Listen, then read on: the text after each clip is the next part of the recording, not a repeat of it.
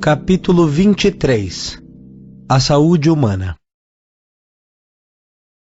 Justifica-se o esforço dos experimentadores da medicina tentando descobrir um caminho novo para atenuar a miséria humana. Todavia, sem abstrairmos das diretrizes espirituais que orientam os fenômenos patogênicos nas questões das provas individuais, temos necessidade de reconhecer a imprescindibilidade da saúde moral antes de atacarmos o enigma doloroso e transcendente das enfermidades físicas do homem. 23.1. A renovação dos métodos de cura. Em todos os séculos tem-se estudado o problema da saúde humana. Até a metade do século XVIII, admitia-se plenamente a medicina da Idade Média, que, por sua vez, representava quase integralmente o mesmo processo de cura dos egípcios na antiguidade. Todas as moléstias eram atribuídas à vacilação dos humores, baseando-se a maior parte dos métodos terapêuticos na sangria e nas substâncias purgativas. No século XIX, as grandes descobertas científicas eliminaram esses antigos conhecimentos. Os aparelhos de laboratório perquirindo o mundo obscuro e vastíssimo da microbiologia. As novas teses anatomopatológicas, apresentadas pelos estudiosos do assunto, estabelecem com a severidade das análises que as moléstias residem na modificação das partes sólidas do organismo, abandonando-se a teoria da alteração dos humores. Os médicos esqueceram, então, o estudo dos líquidos viciados do corpo, concentrando atenções e pesquisas na lesão orgânica, criando novos métodos de cura. 23.2. Os problemas clínicos inquietantes.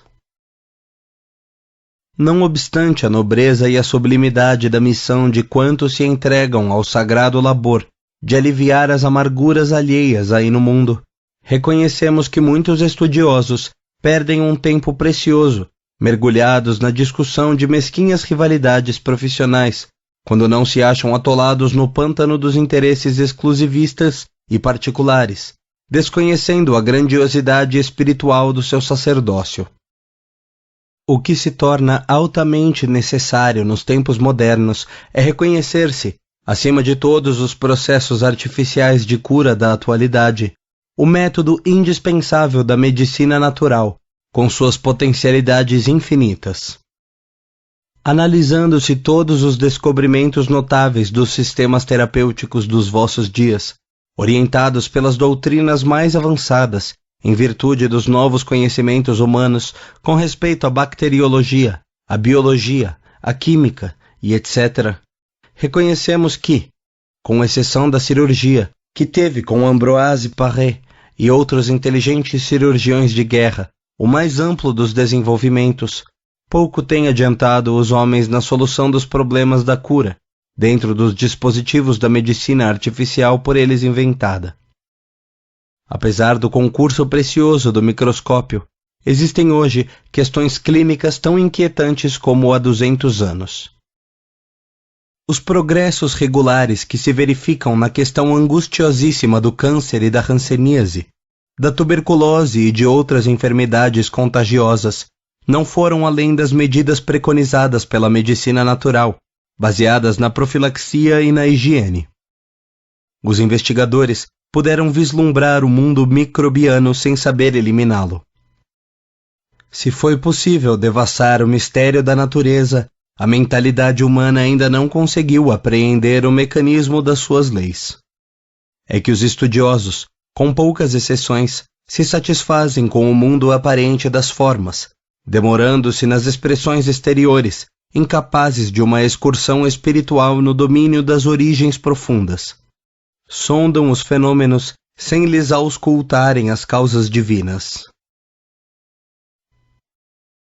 23.3. Medicina espiritual. A saúde humana nunca será o produto de comprimidos, de anestésicos, de soros, de alimentação artificialíssima. O homem terá de voltar os olhos para a terapêutica natural, que reside em si mesma na sua personalidade e no seu meio ambiente. Há necessidade, nos tempos atuais, de se extinguirem os absurdos da fisiologia dirigida. A medicina precisa criar os processos naturais de equilíbrio psíquico, em cujo organismo, se bem que remoto para suas atividades anatômicas, se localizam todas as causas dos fenômenos orgânicos tangíveis. A medicina do futuro terá de ser eminentemente espiritual, posição difícil de ser atualmente alcançada em razão da febre maldita do ouro. Mas os apóstolos dessas realidades grandiosas não tardarão a surgir nos horizontes acadêmicos do mundo, testemunhando o novo ciclo evolutivo da humanidade. O estado precário da saúde dos homens, nos dias que passam, tem o seu ascendente na longa série de abusos individuais e coletivos das criaturas, desviadas da lei sábia e justa da natureza. A civilização, na sua sede de bem-estar, parece haver homologado todos os vícios da alimentação, dos costumes, do sexo e do trabalho. Todavia, os homens caminham para as mais profundas sínteses espirituais. A máquina, que estabeleceu tanta miséria no mundo, suprimindo o operário e intensificando a facilidade da produção, há de trazer igualmente uma nova concepção da civilização que multiplicou os requintes do gosto humano, complicando os problemas de saúde. Há de ensinar às criaturas a maneira de viverem em harmonia com a natureza. 23.4 O mundo marcha para a síntese. Marcha-se para a síntese, e não deve causar surpresa a ninguém a minha assertiva de que não vos achais na época em que a ciência prática da vida vos ensinará o método do equilíbrio perfeito em matéria de saúde. Os corpos humanos serão alimentados, segundo as suas necessidades especiais, sem dispêndio excessivo de energias orgânicas. As proteínas, os hidratos de carbono e as gorduras, que constituem as matérias-primas para a produção de calorias necessárias à conservação do vosso corpo e que representam o celeiro das economias físicas do vosso organismo, não serão tomados de maneira a prejudicar-se o metabolismo, estabelecendo-se, dessa forma, uma harmonia perfeita no complexo celular da vossa personalidade tangível. Harmonia essa que perdurará até o fenômeno da desencarnação. Mas todas essas exposições objetivam a necessidade de aplicarmos largamente as nossas possibilidades na solução dos problemas humanos para a melhoria do futuro. É verdade que por muito tempo ainda teremos em oposição ao nosso idealismo a questão do interesse e do dinheiro, porém trabalhemos confiantes na misericórdia divina. Emprestemos o nosso concurso a todas as iniciativas que nobilitem o penoso esforço das coletividades humanas, e não olvidemos que todo bem praticado reverterá em benefício da nossa própria individualidade. Trabalhemos sempre com o pensamento voltado para Jesus, reconhecendo que a preguiça, a suscetibilidade e a impaciência nunca foram atributos das almas desassombradas e valorosas.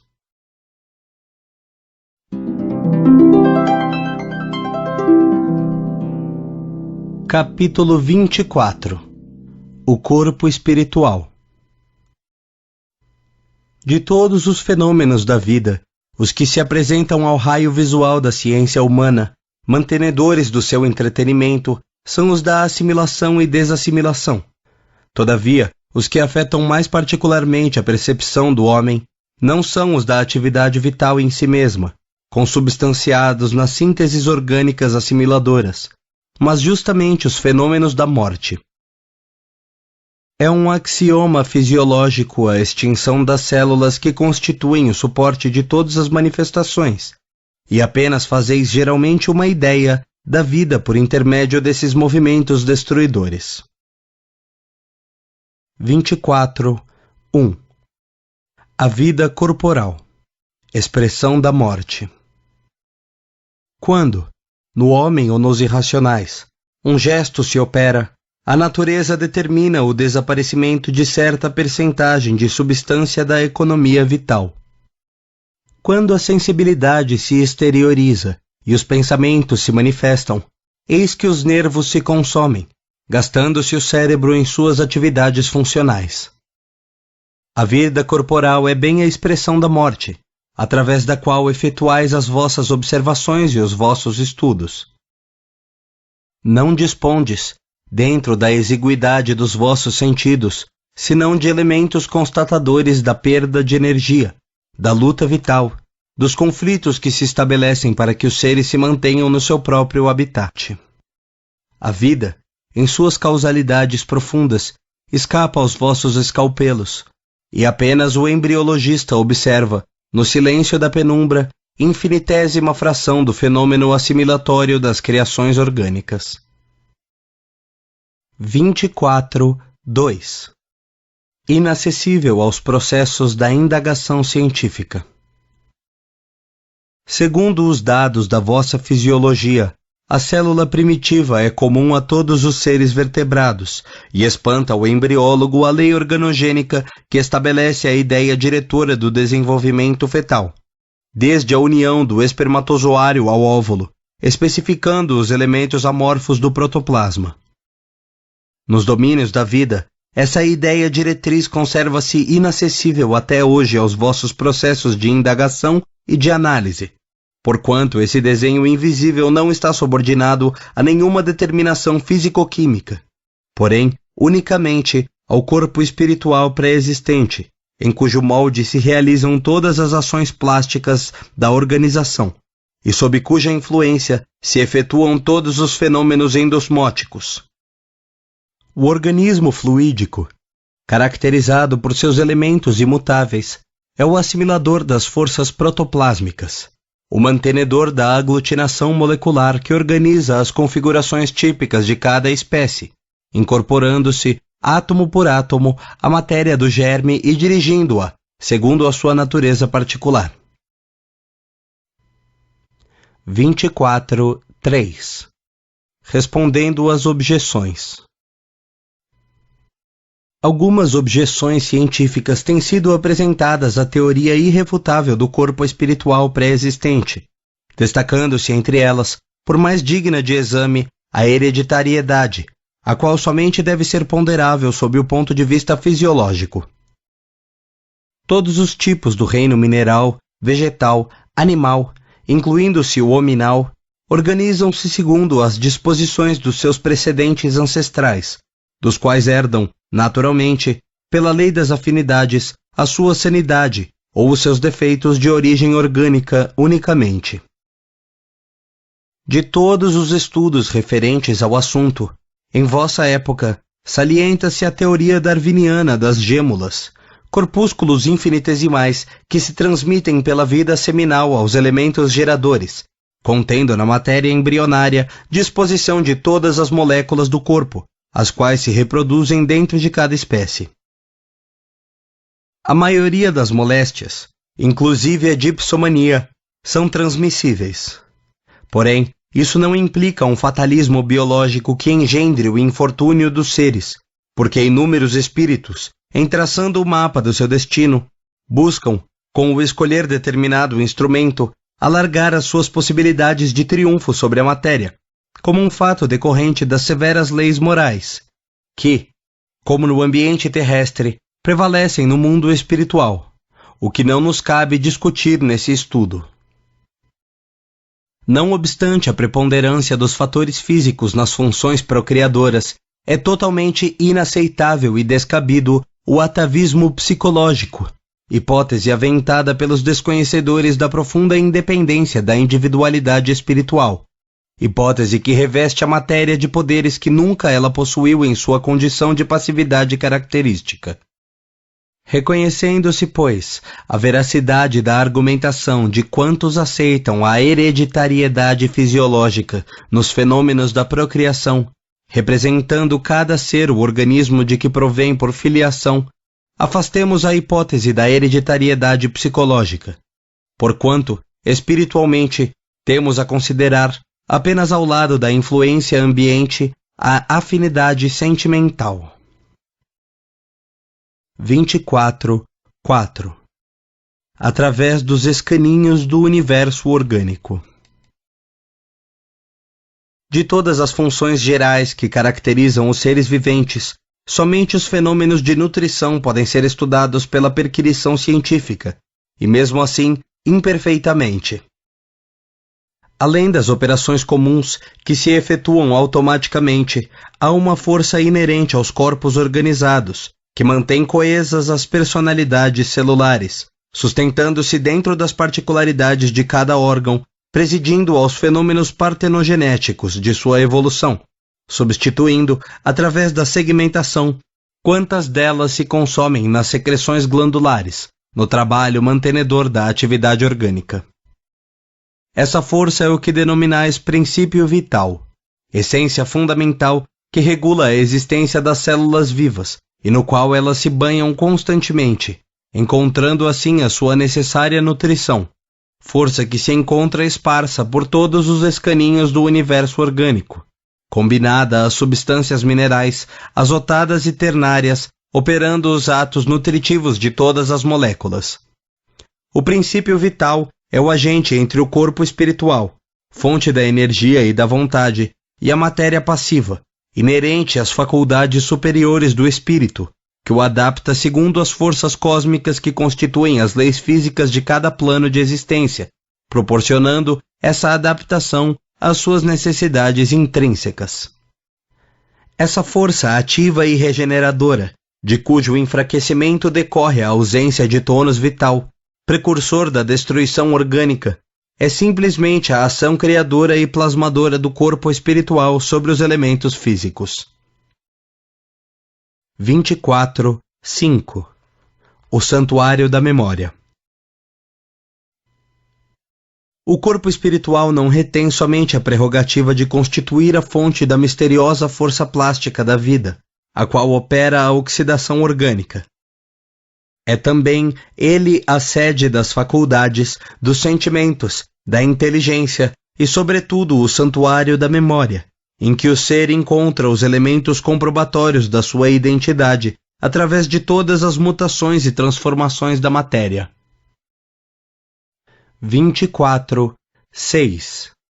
O prodigioso alquimista. Todas as células orgânicas renovam-se incessantemente. E como poderia a criatura conhecer-se entre essas continuadas transubstanciações?